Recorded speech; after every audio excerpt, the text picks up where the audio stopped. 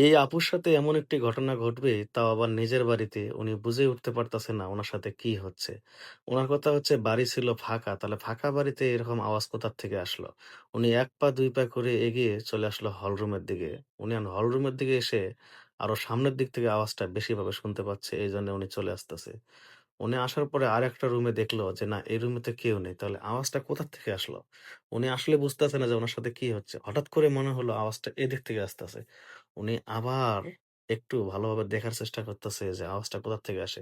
এদিকে যেতেই হঠাৎ করে উনার চোখে পড়ল যে ওয়াশরুম থেকে এরকম আওয়াজ আসতেছে। উনি তো অবাক। হায়, হায়! এটা আমি কি দেখলাম? এটা তো আমার বাড়ির কাজের ছেলে। ও এটা কি করতেছে? উনি আবার একটু মনে, মনে খুশিও। মানে জিনিসটা ১ম একটু উনি মজা হিসেবে নিচ্ছে। উনি আবার সেম দেখলো যে না, সেম জিনিসই। উনার আর বুঝতে বাকি নাই যে উনার কাজের ছেলে কি করতেছে। উনি বুঝতে পেরেছে যে আমি যখন বাড়িতে এসেছি, আমি আসার আগে হয়তো কাজের ছেলে কোনোভাবে টের পেয়েছে যে আমি আসবো। এইজন্য সে এই কাজটা করতেছে। আর নইলে সে জানাই না যে আমি চলে এসেছি। এখন উনি নিজে, নিজেই বুদ্ধি আটতেছে, যাক আজকে ওকে আমি একটা শিক্ষা দেব। ১ পা ২ পা করে আবার চলে আসলো। এসে ভালোভাবে দেখতেছে যে আবার যে জিনিসটা দেখতেছে জিনিসটা ঠিক কিনা। দেখতেছে যে না, কাজের ছেলে সেম সেই কাজটি করতেছে। উনি অনেক খুশি। হা, হা! এতদিন আমি কল্পনাও করতে পারিনি যে আমার বাড়ির কাজের ছেলে সে এত বড় হয়ে গিয়েছে। সে এখন দেখেন এদিকে ওইদিকে দেখতেছে যে দেখতেছে আরো কেউ আছে কিনা বাড়িতে। সে এখন যখন ফুল দেখতেছে যে না, কেউ নাই।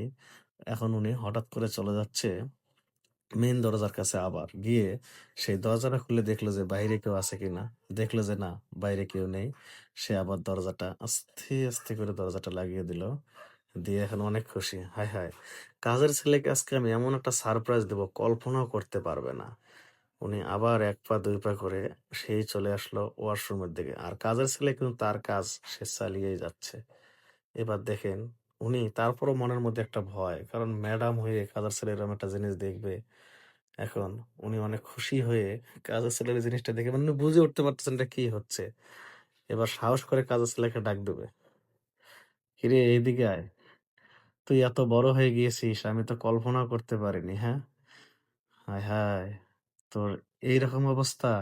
কাজের ছেলে বুঝে উঠতে পারতেছে না যে তার ম্যাডাম তার সাথে কি করতেছে, দেখেন।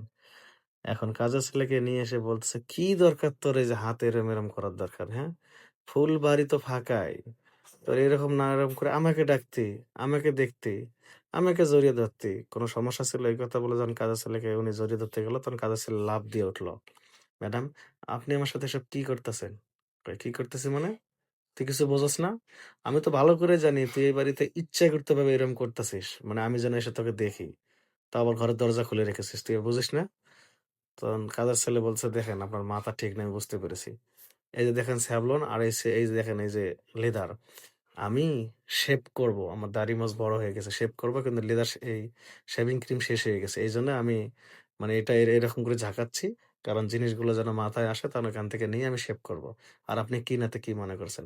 আসলে এখানে একটা জিনিস বোঝা গেল যে খালি চোখে সবকিছু দেখলে সত্যি হয় না। দেখার ভিতরে ভুল থাকে। বুঝতে পারছেন দর্শক? তো ভিডিওটা শেয়ার করে দিয়েন। এখান থেকে অন্যজনে বুঝতে পারবে যে আসলে দেখার মধ্যে ভুল থাকে। এই যে এনার কত বড় একটা মিস্টেক। কাজের ছেলেকে খামাখা কিনাতে কি ভেবেছিল। তো অবশ্যই ভিডিওটা শেয়ার দিবেন। সবাই সুস্থ থাকবেন। আল্লাহ হাফেজ।